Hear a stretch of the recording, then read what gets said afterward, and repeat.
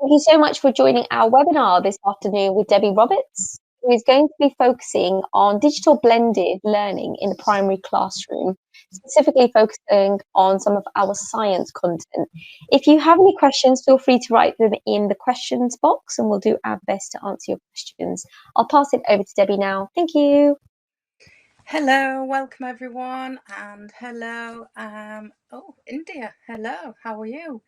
So I want this session to be as interactive as we possibly can make it. So any questions, any comments, anything at all that you want to share, please just put it into the chat box and you will see, Nicaragua, Oman, that's lovely, South Africa. So yeah, just put it in the chat box. If you see me vaguely going like that, it's because I'm trying to read it without my glasses on. But I will respond as well as I can, and I do like that interactivity because I miss being in a classroom or in a room in a conference centre with you teachers. I value your expertise and your knowledge, and I do miss sharing that. So please feel free. Hello Brazil, Jordan. Please feel free to chat anything that you feel is relevant to this session, and that would be really great. It makes me feel like I'm not on my own with just this screen. So let's look at this blended learning in the digital primary classroom. I'm really excited about this session, to be honest, because what we'll look at is really supportive. And when I was working full-time in the classroom, I would definitely have appreciated these resources that I am just going to skim the surface of this session. There really isn't enough time to go through everything. There's so much there, but we'll just look at the important bits. So welcome Mexico, Indonesia, South Africa, Russia. That's fantastic. So the objective for this webinar this afternoon is how to maximise digital resources in a blended learning classroom. Something you've had to do and maybe didn't have a great deal of support doing that. I know some of my teachers literally found out at 3 o'clock in the afternoon that tomorrow you will be teaching remotely. And I've worked in teacher education for a long time, and I know that none of our teachers have been trained in this field. It's a new concept and we were expected to just pick it up like we teachers do and run with it. I mean, I teach computer science as well and computing, and we were never really trained to teach in the way that you've all had to do. You're amazing. You amaze me, you teachers, the way that you just get on with it and make it wonderful. So we'll look at some strategies and some techniques to support learning in a digital blended learning environment. It's an introduction to Max Science Teacher Presentation Kit, and I'll refer to that as the TPK from now on. So it isn't an introduction. So if some of you are already using these resources, then hopefully what it will do is it will remind you of the other resources that are available and enhance your teaching a little bit more. For people who know nothing about it at all, then it will be an introduction, and so you will definitely make progress during this session because you will have gone from knowing nothing about it to knowing a great deal, so that's good. And for the rest of us that are just starting out with it, maybe a little bit familiar, then this hopefully will guide you in the right direction to use the resources to the best potential. So we'll explore how the TPK can be effectively used in a blended learning classroom. So let's get going. I wanted to review blended learning because over the last year really, since we've been in the situation where a lot of us have had to teach remotely, blended learning has suddenly become very topical. And some years ago when I first started to look at blended learning and to research it, there was about 4 to 6 different types of blended learning. And I remember looking at them and thinking, but that's the same as that, or I can't really see the difference between that type and this type. And there was very close boundaries. It was very difficult to classify them into different types. When I was preparing this session just before, well, around about December time, the beginning of December last year, I did some more research. I thought, oh, I'll have a look and just see if anything's changed, if there's any new research or anything that I can share with you. And I was absolutely astounded to see that now there wasn't about 6 types. There's always been, it's been classed as 12 types of blended learning, and teachers generally used 4 to 6 different types, really. But when I looked in December, it said there was 1,000, over 1,000, which if we struggled to classify them and distinguish them when there was about 6 and officially 12, then I'm guessing 1,000, there are probably lots of repeats and it is probably just the same. So I thought we'd just review what blended learning actually is, because there's a lot of talk about it. It's very topical, but it's not always very accurate. So there are many different types of blended learning, but ultimately what blended learning is, it's a true combination of traditional face-to-face teacher-led learning with a digital curriculum. And that digital curriculum is quite reliant on computers of any description, netbooks, laptops, any kind of computing, and usually, if not more often, the internet. Now, I know I've worked in lots of countries around the globe, and it's no different to the UK.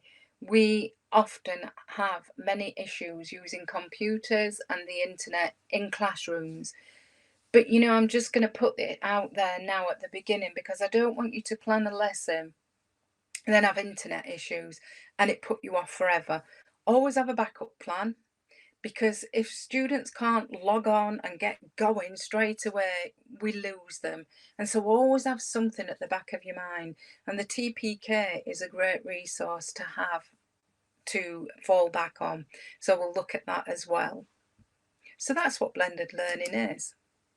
So why do we bother? Why do we use blended learning? Well, for me, I find that students from a very early age, even before year 1, I'm talking what we call early years, you might call reception.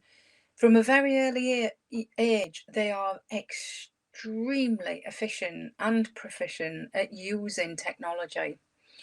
I bought a smartphone, a new one, just before Christmas, November time, and my godson, who is now 4, picked it up and started doing things with it that I did not know were even possible. And he didn't have an instruction manual. He literally just picked it up and got it doing all sorts of things, and then sat very patiently and tried to explain to me how to use it. His little face was smiling and happy. He was totally engaged, completely enjoying himself, and he wasn't playing games. And I just thought to myself, that's what we want in a classroom. We want students to be so absorbed and so engaged that we don't have to worry about that curiosity, and we don't have to worry about trying to stimulate them into a learning episode.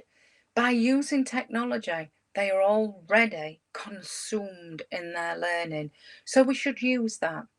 And again, the TPK does exactly that.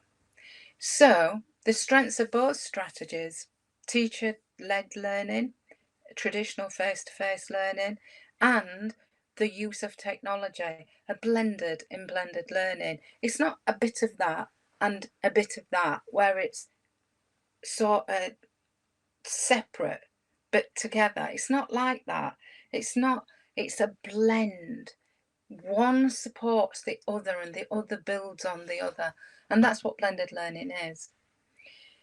It also promotes inspiring, engaging lessons for all learners. They're inspired, they're engaged, they're curious, they want to know more. There is a lot of very good evidence and research that shows when students are engaged, they apply themselves more. Now, as teachers, when we've got how many hundreds of thousands of kids we've taught between us, we know that. We don't need research to tell us that students will learn better because they will apply themselves better, because they're engaged, they're interested. But the beauty of that is when we get that level of learning, they understand to a much, much, much deeper intellectual level. And what that does is that processing of information in that calm and confident manner takes the information from the front of the brain to the long-term memory at the back. It doesn't clog up the short-term memory, the working memory at the front. It processes itself into the back, and that's where it's stored. So it also improves recall. Now, when we're teaching, a lot of us don't like assessment. I don't. If I'm asked to write assessments, I always think very carefully, because I don't quite like the way that we assess our students. But I do appreciate there isn't any other way to do it successfully. So we're very mindful of assessments, and we're constantly preparing our students for these assessment times, because it's important to them, because it can often mean the difference between moving on to the next stage in their education to not moving on. And so we have a responsibility to make sure that we've prepared them to that absolute best level. Working like this, where children are engaged and interested and motivated, supports that recall, which makes them more successful in assessment. And so we have to be mindful of this when we're teaching. So why plan blended learning lessons? Well, many of the inquiry-based learning skills that we all recognise the value of, and really more so because of the rapid way that our world is changing, where future employment, it can only be imagined. Now, I've got a couple of things to say about that sentence. If we split it up into some sections, I'm an inquiry-based practitioner. In fact, I'm known as an inquiry-based lead. I didn't give myself that very nice title, someone else did. But for people that know me, I hope some of you out there we have met before. I'm an inquiry-based practitioner. I'm very fortunate that I've got over 100 publications now, and all of those publications are centred around inquiry-based learning. All my teaching was around inquiry-based learning. I was fortunate enough to be able to carry out some research whilst teaching around inquiry-based learning. And the reason I am so committed to inquiry-based learning is because it teaches skills. These skills are not just for today. These skills are for the future. They are lifelong, cross-curricular skills. They teach resilience, collaboration, communication, research skills. They teach problem solving. These are the things that we know they will be able to fall back on in their future, whether that be in future employment, in future education. We know that they will use these skills. We don't know what content knowledge they'll use, because we really don't know what the world will be like. Technology, computing, science is moving at the most rapid rate that it's ever moved in our history. And we have no idea what our primary children will be learning about and will be working with in the future. But we do know that problem solving, collaboration, research skills, resilience, we do know that these skills will support them. And so if we can train them in these skills in primary, then we have given them a fantastic gift to use for the rest of their lives, not just while they're in your classroom.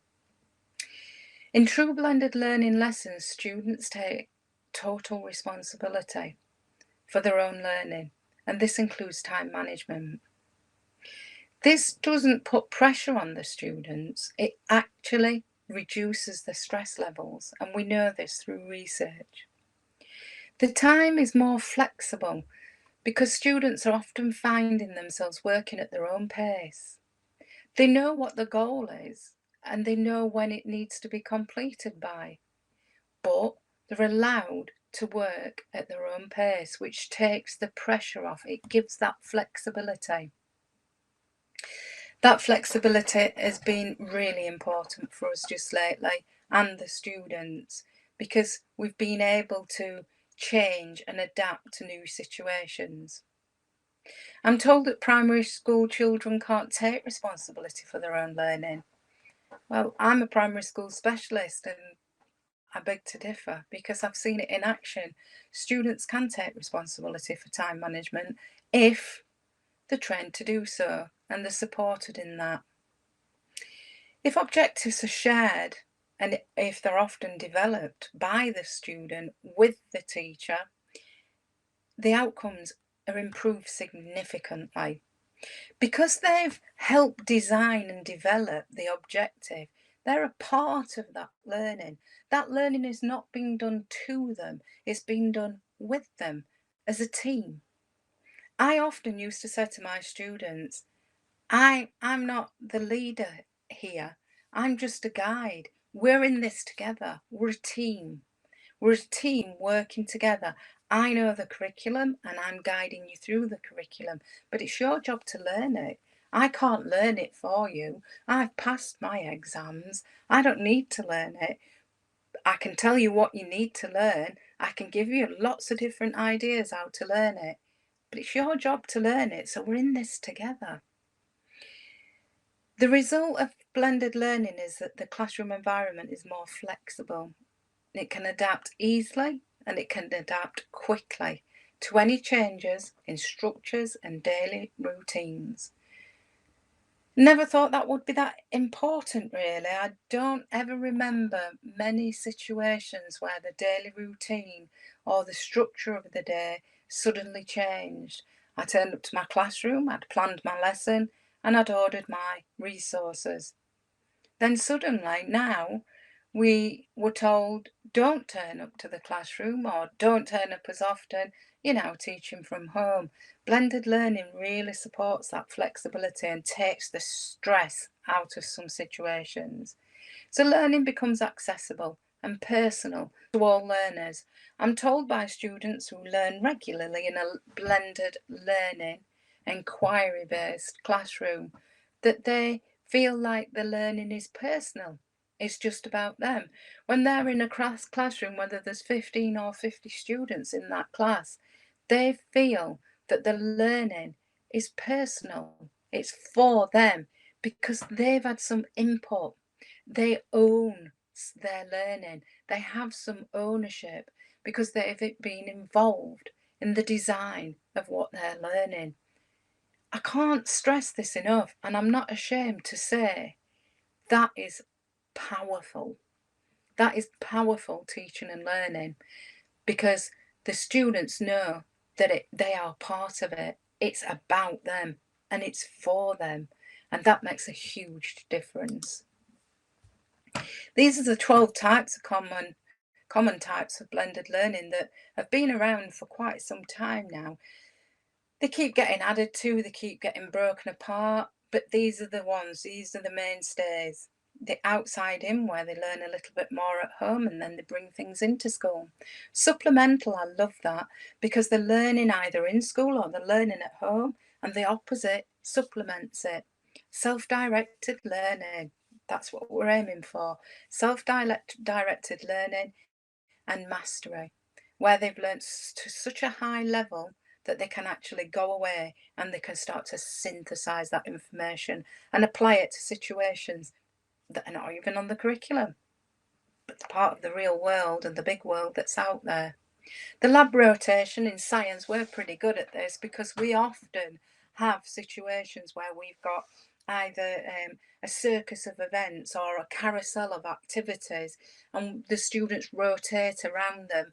Well, lab rotation is similar to that. You could have several laptops with a different activity on as students move around, or you could have one laptop with a group of students using it, or a student or a pair of students, and they can access the different files so they rotate around the activities.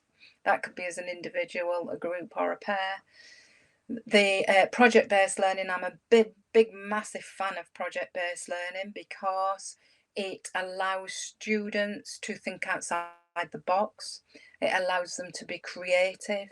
It allows them to use lots of the different STEM skills and techniques which can only support them. There at the bottom, number 10, we've got remote. But what does remote learn? What does it mean? It doesn't mean just learning from home. It actually could be remote from the learning in the classroom. So you could have students in your classroom all working to a common goal, but they might all be working differently. We could have some investigating, we could have some researching using a computer, some generating graphs or tables of results using technology, others making something or planning something in a team or discussing something as a team. So remote learning doesn't necessarily mean away from the classroom. It can encompass just remote learning from what the teacher face-to-face teaching is telling us. So obviously there aren't just 12, as I said. There are now, well, we can say hundreds for certain, but I'm told there are now thousands of types of blended learning. But you know what? Doesn't really matter. It's a blend of traditional face-to-face teaching and computer-based teaching. And that can be in so many different ways and styles and using different techniques and strategies, which we're going to look at. So to sum up this slide, I've put this summary slide on there for you, just to remind you what blended learning really is. So I've been sat in meetings listening and thinking, that's not really what blended learning means.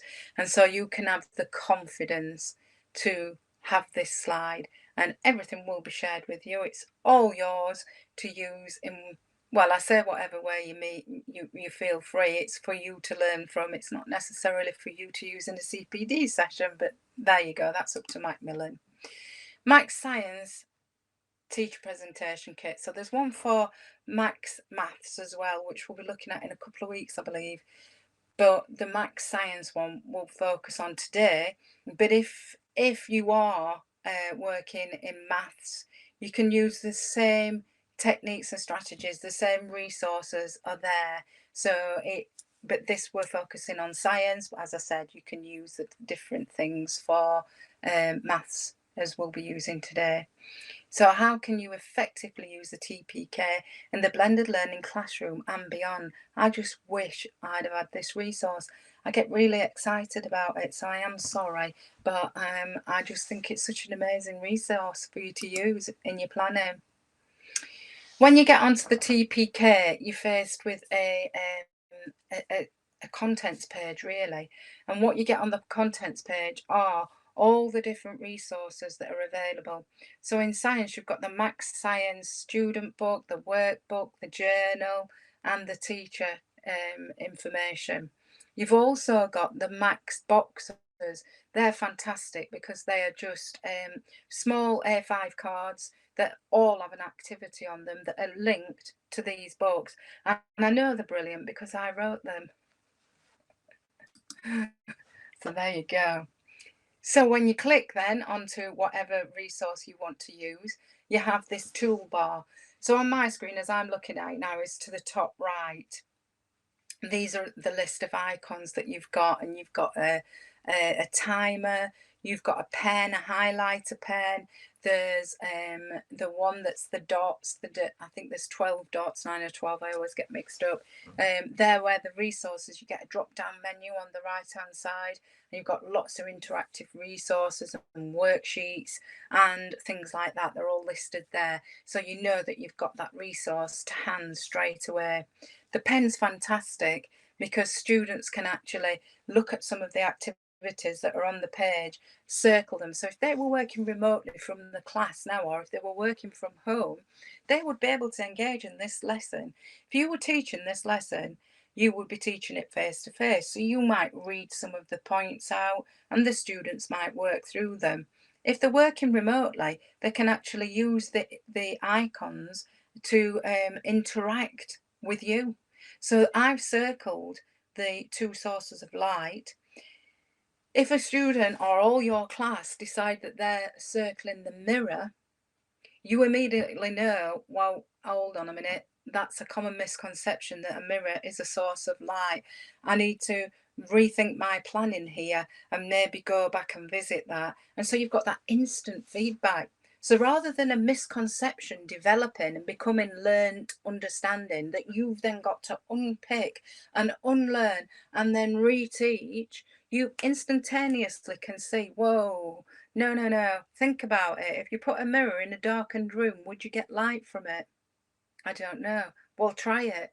Put it in a bag, put it underneath your coat. Can you see anything? No. Therefore, it's not a source of light. Gone. Straight away, immediate. I love live marking and immediate feedback. It really is an amazing weapon for teaching. The timer. Right. The timer has to be used well. I've witnessed timers being used in classrooms where a class is challenging, the behaviour is challenging, and the teacher, I've observed many lessons, and the teacher said, right, I'm going to give you 5 minutes to work in silence. Let's unpick that a second. If you've got a student who is being challenging in the classroom and not getting on with their work, it might be because actually they can't access the work. And so they become, rather than going, excuse me, I don't know how to do this, which not many students are confident enough to do that. What actually happens in this scenario is the student goes, I can't actually do that. But what I can do is I can become the class clown and I can entertain everyone and distract them from their learning. Giving them 5 minutes doesn't change that situation. It actually lets them know they've got 5 minutes to entertain the class. So be very mindful about how you use the timer. Now, use wisely. I'm going to challenge you to answer question 1, and I'm going to give you 5 minutes. So you've got lots of time to read the question properly. You've got lots of time to highlight or underline keywords. You've got lots of time to think about the answer. And you can write the answer down. So I'm going to start in 5 minutes. I challenge you to give me the best answer that you can in 5 minutes. Suddenly, it becomes a competition, and it's very important that they win. And so the timer in that scenario is really effective. Plus, if you think back a few slides, I said students become responsible for their time management. Now, how can anyone become responsible for time management? They need to be trained, they need to experience it. How do we learn? We learn from other human beings. That's how we learn. We learn from people modelling good practice. And so to keep practicing, we know that that's 5 minutes because we've used it on a regular basis. And so they're training themselves to be good time managers. The pen is fabulous. I love the pen. So here we've got, what have I learned? The alternative to this would be to write the answers from a book into an exercise book or on a piece of paper or something. For me, I used to work with a lot of students who didn't speak English as a first language. I actually ran a school for students who were taught in English, but it wasn't their first language. And what I found from experience was that they were not very confident in literacy, and the literacy skills were often okay, but they were not confident. And if I asked them to write something down, they suddenly couldn't. If I gave them a whiteboard and asked them to write it down, they would.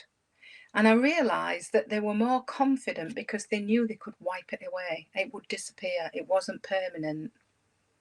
So their confidence rose massively. This is a similar thing, but it's a lot more modern and it's nice and it's clear and it's on a computer that a student sat working on independently. Aren't I grown up working through this lesson? I'm responsible for my own learning and I can use the pen and I can write my answers on this screen. And if I think it looks wrong, I can erase it and I can have another go and I can have another go until I'm confident it's right. And then I can share it with the teacher and the teacher can see, yep, you've got it all right, well done. And it's instant feedback. This morning I gave a scenario that if you were learning a sport like tennis and you'd paid for a coach to work with you and your colleagues, And he said, today we'll learn how to serve. You throw the ball up and you hit it. Okay, so next time I'll give you the feedback on that. So a week later, well, actually, you didn't throw the ball right. You wasn't holding the racket correctly. So no wonder you couldn't serve. Okay, how should I do it then? Well, you throw the ball like this. Next week comes along. Well, you're still not throwing the ball very well, but I think if you hold your racket like this and not like this, then you might get on better. That's 3 weeks gone. 3 weeks to make a tiny, tiny, tiny amount of progress. Whereas in live marking, the coach would go, right, no, you're throwing it wrong. You need to throw it like this. You hold the racket like that and you hit it like that. That could be 3 weeks worth of learning in 1 minute. And that's what live marking is. This provides an opportunity to mark live. You can see it. You can see their answers that they've written in the pen, and you can assess their learning immediately. Are we moving on then? Yes, we are. We've got a slight problem there. Let's review. Right, everyone, let's just review this because we just seem to be getting a bit challenged on question 4. So let's just have a little look at that together. And it's instant learning, instant feedback. So the pen again, we're circling the items. The next one is the highlighter. Again, we love highlighters. It amazed me that the first time we did this session, because I thought, yeah, I've always worked with highlighters. I like highlighters. And I just put my hand down, and the first thing that I actually touched was a stack of highlighters of mine that just happened to be next to the desk. So we all do use highlighters, but we are grown up and we use them sensibly. Some students, I've looked at their revision work and it's a million different colours, and I'm not really sure what they all mean, and they've highlighted everything. Be careful using highlighters. Don't assume that they know how to use them. Model good practice, show them. The brilliant thing with these highlighters is that when you highlight a word, it might be for you, oh, that's important. I need to learn about shadows. That's really important. But I don't know if you can see on that slide, it also gives you the option to look the word up that you've highlighted, and that gives you a definition. Would these be helpful to anyone in teaching in pre-primary students?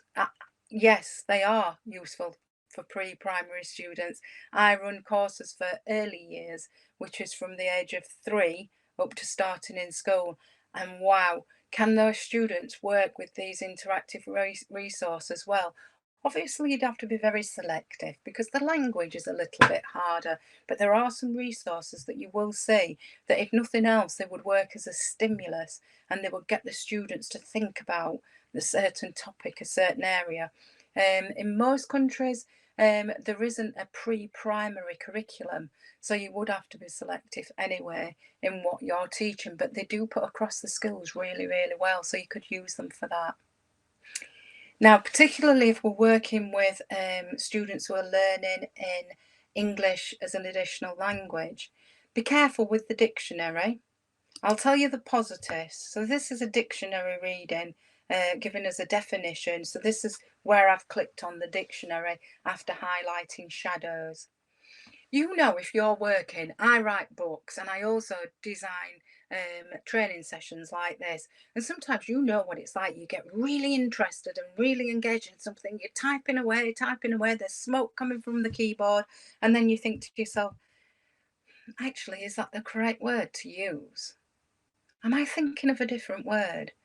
And you have to break off. You either have to look it up on the internet, or you get your dictionary out, or you have to get a textbook out. And it completely messes that beautiful train of thinking, and you have to stop almost. And how many times have you gone back and you thought, I've lost my train of thought there, I can't really remember where I was going with that? Now that happens with students a lot because they have only got a short attention span and they might lose it completely.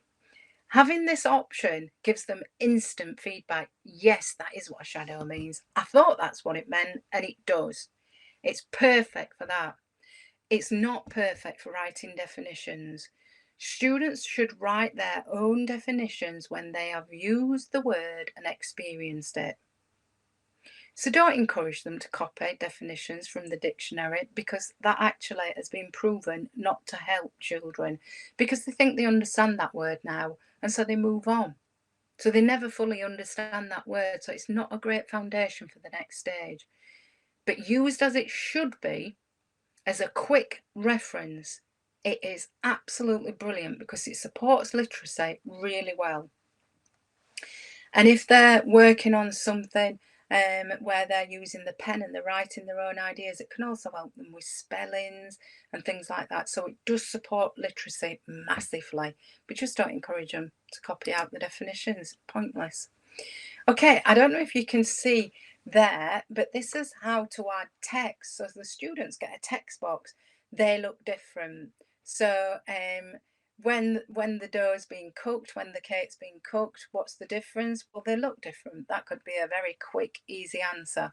I've done it quite large so that you could actually see it, and I've also done it in red so it would stand out from the page. But I've also left the text box in so you can see that you can change the size of the font and you can change the color of the font as well. So you could say to students, if you've got some students maybe have got color issues or need to use a certain color pen, they've got that opportunity to do that. But that text box can be shared with you, so you can see their answers or their thoughts. They might write down a query or ask a question, or is that the same as, or is that different? So you can see that it's that interactivity between you and the student. They could be sat at home and they might be asking you a question that's really important to them, and you can act on that. And that's a really fantastic resource. Also, whilst we're looking at the different resources on the page, if you can see in the top left hand corner as I look at it, there are some headphones. Okay, now those headphones are a really amazing resource because you can see that that word is highlighted in green, so it stands out. When students click on that icon, the headphone icon, the word will be spoken, and this supports pronunciation. When we're teaching literacy at this age, pronunciation is not a driving factor. But as a student progresses and makes more and more progress in literacy, the pronunciation becomes very important, because you come to a certain level where if we can't pronounce the word correctly, it actually inhibits progress.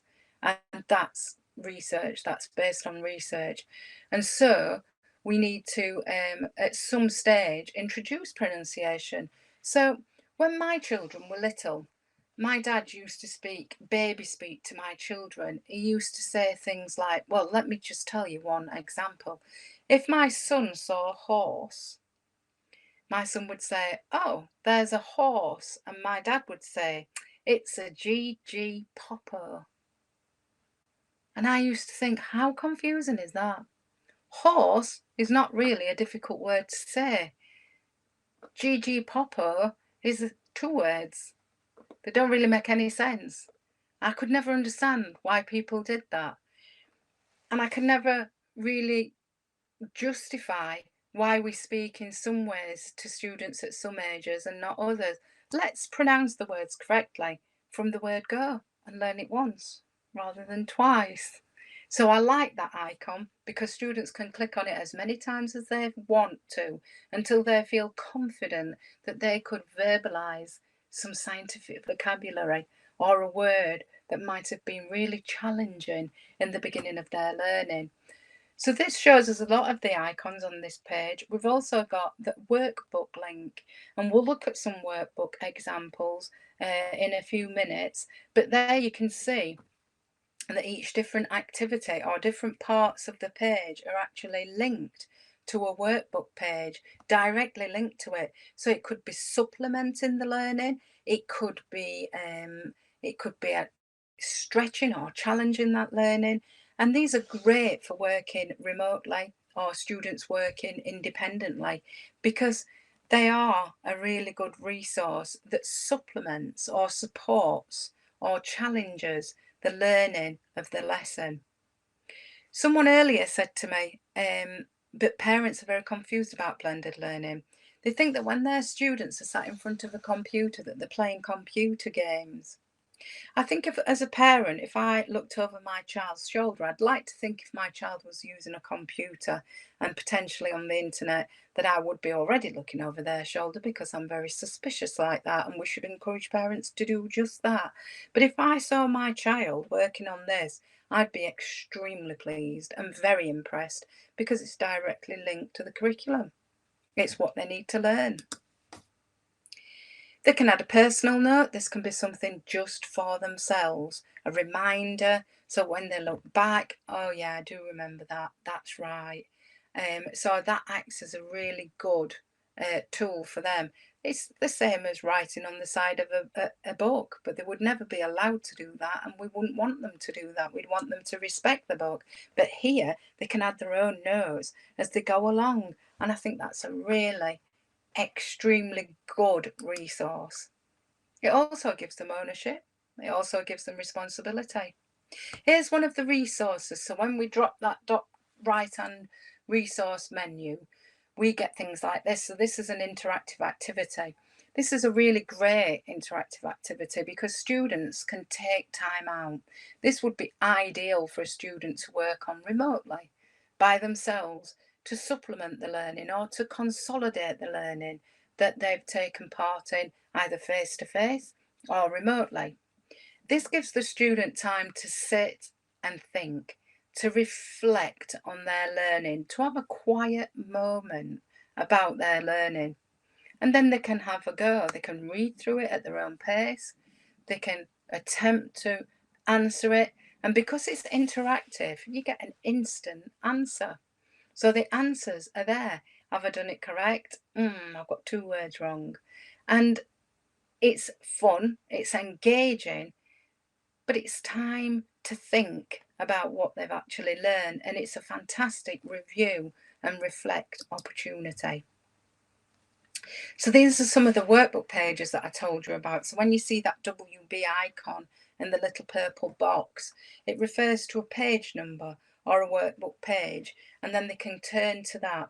Again, these are great for using for home learning or for using for students to check their learning. They're also really good for you to assess how much progress they've made. Do they really understand this aspect of it? Are they okay with it?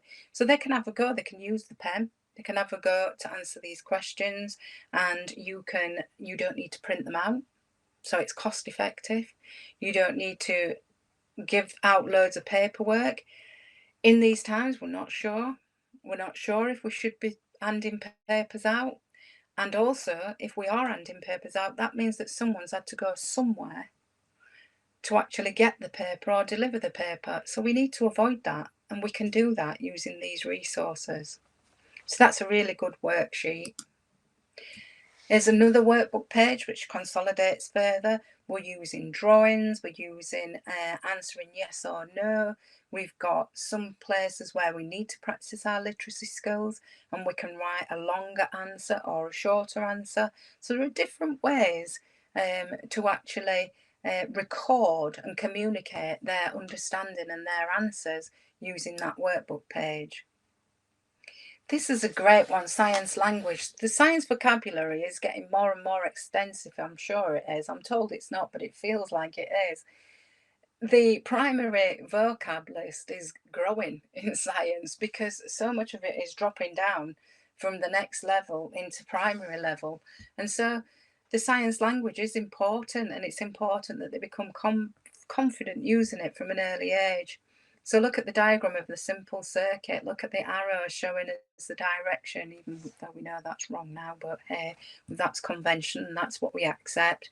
And they've got opposite opportunities to work through that circuit and to use a circuit diagram. Lots of repetition, which is what we need. There we have a from home to school or school to home. Notice it doesn't really matter, whichever way it works for you. But they're encouraged to talk to adults, and that's always a great idea because they're talking to someone else and they feel that they've got to teach them. So the students feel that they need to know a lot to be able to tell people about what they've been learning. It's in a different environment. They might be more relaxed, they might be more comfortable, they might be talking to grandparents or siblings and feel really comfortable talking about this.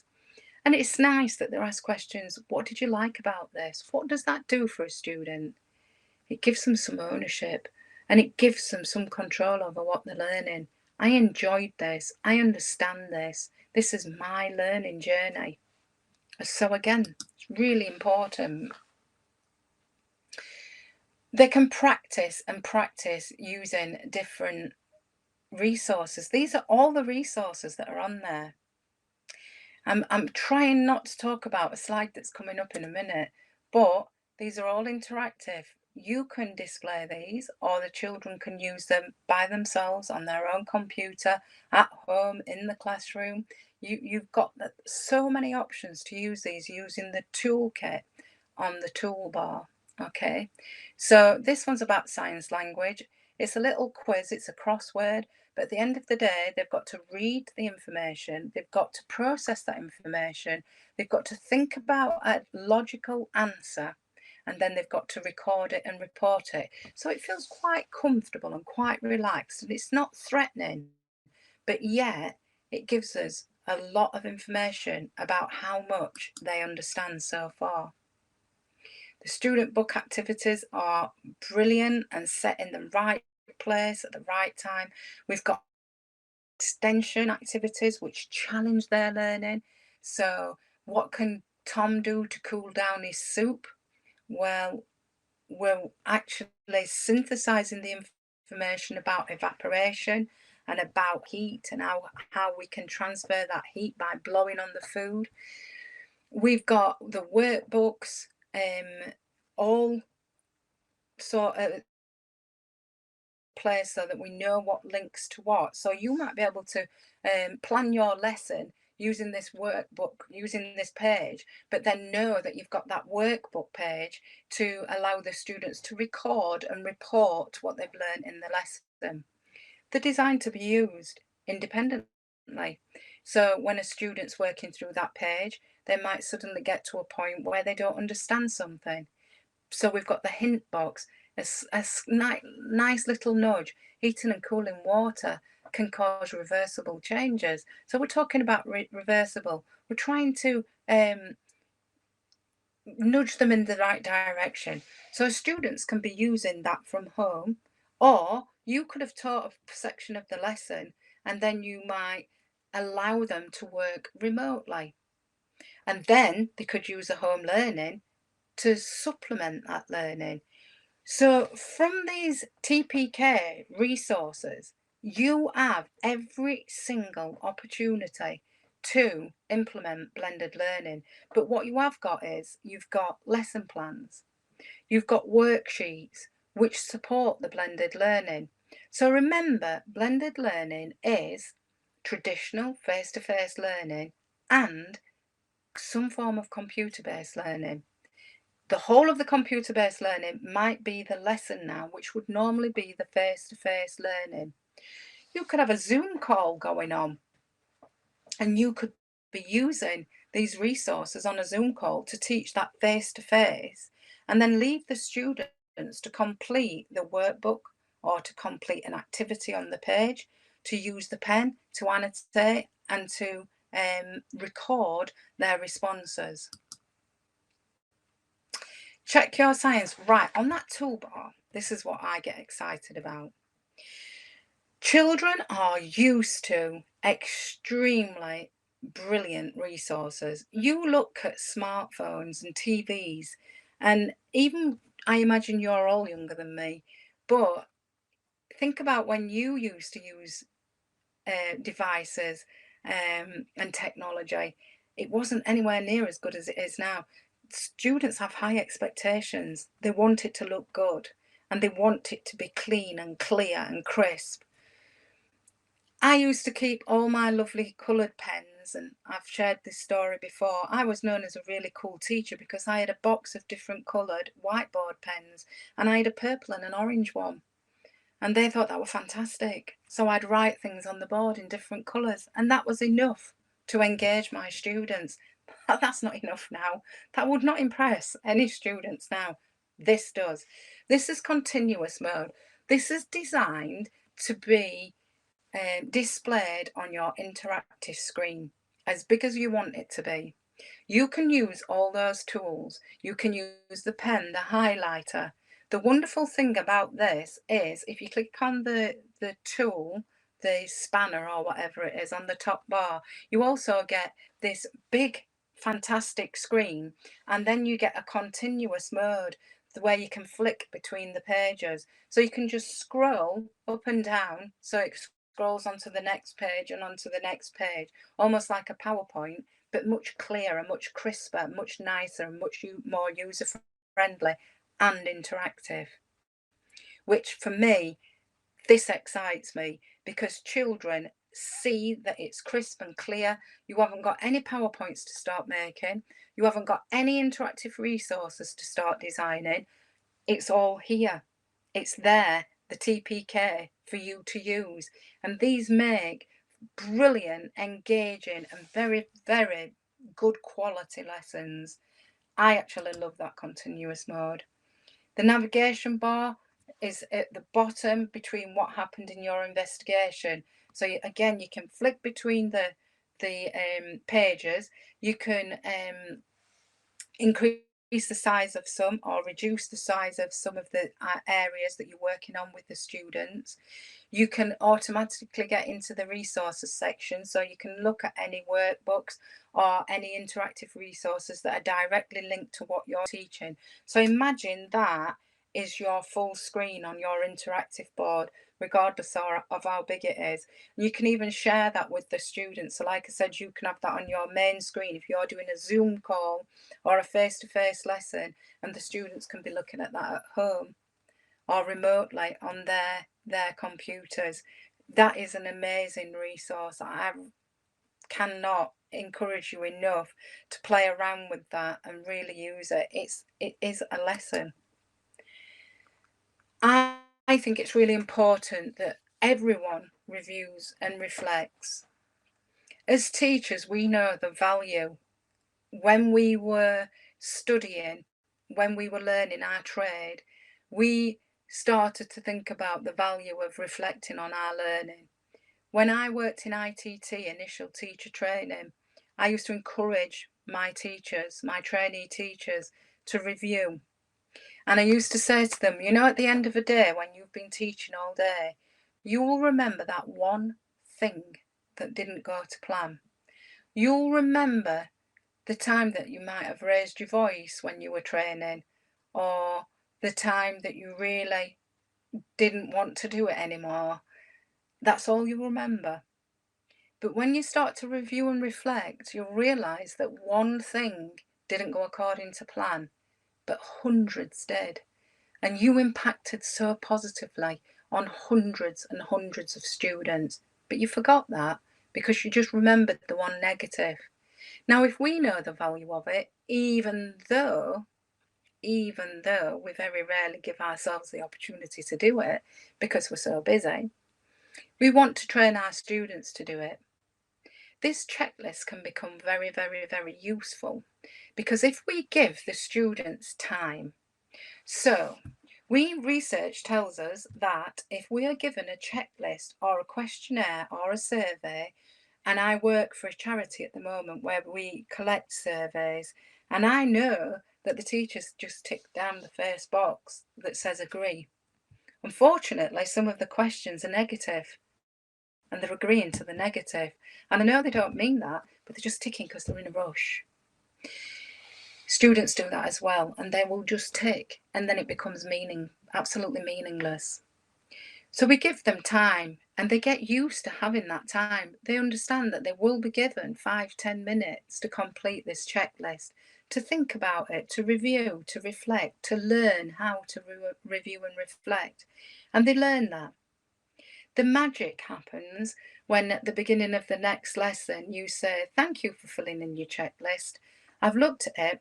Everybody does seem to be having a problem about, are two eyes more useful than one? Or Are two eyes the most useful position to be in?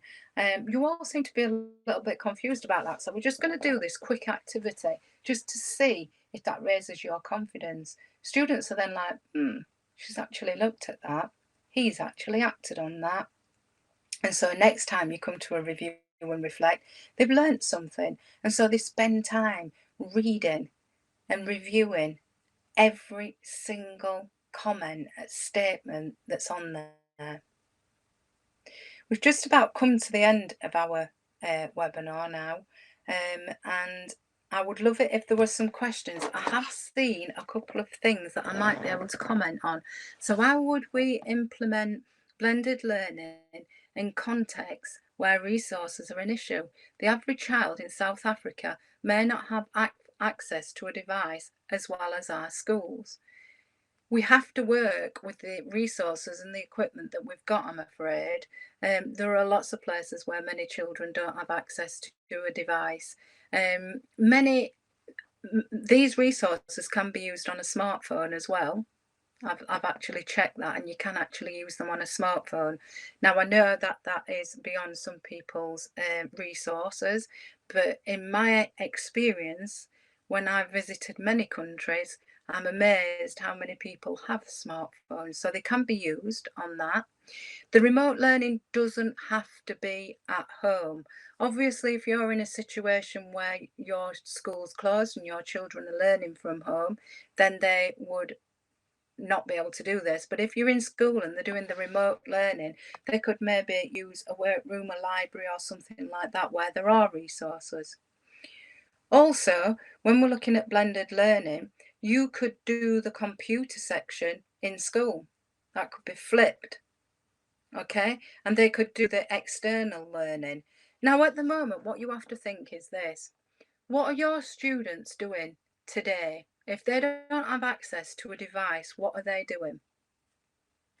And I'm guessing they're working from a book or a worksheet. Would I be right? These book pages and worksheets can be used, but they're a little bit more user-friendly, in my opinion. So if you have no alternative but to print a worksheet or a page from a book, a printable one, obviously, then these are probably better than what you're using now. So the TPK will support you. Will also support you because you've got lesson plans. So you can use that lesson plan and adapt it to the resources that your students have got. We don't all live in an ideal world. The idea is that you've got lots of resources here that you can try and adapt to support the children and make their experience a little bit better. The TPK is also available for maths. So it's available for maths and science. That's a question that I'm being asked. Pre-primary students, I think I answered that one. That yes, it is appropriate. It is not designed for pre-primary, but nothing's designed for pre-primary science because there isn't a pre-primary science curriculum in most countries. And so, but yeah, you can adapt some of the ideas. You can almost prepare them for using this kind of resource when they get into primary by getting the children familiar, even if it's only with these checklists or some of the home learning strategies, or to get used to seeing this big massive screen with all this information on it and breaking it down for them. So familiarity does actually raise understanding and confidence. We've got some great questions here. Can you share with us how you would motivate your students in navigation bar section when they did not understand? Yeah, I mean, you've got to train them.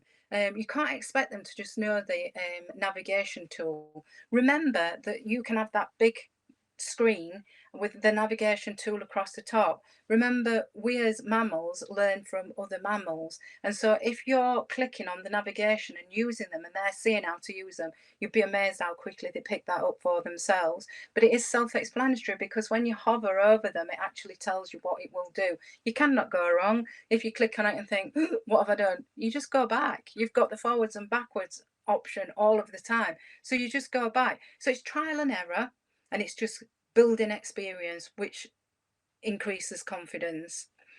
Does that answer your question? I hope it does.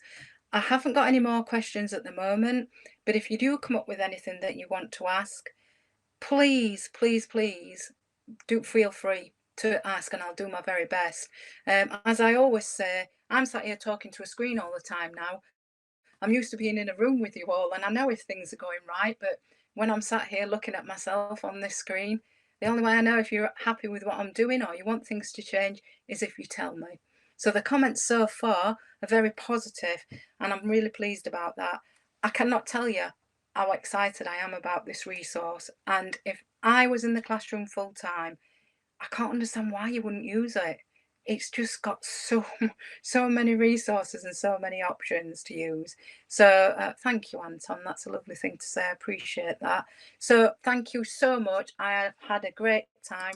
I hope you have got a lot from this session, and I will look forward to seeing you all for maths in a couple of weeks or in the not too distant future. Please all take care, and thank you.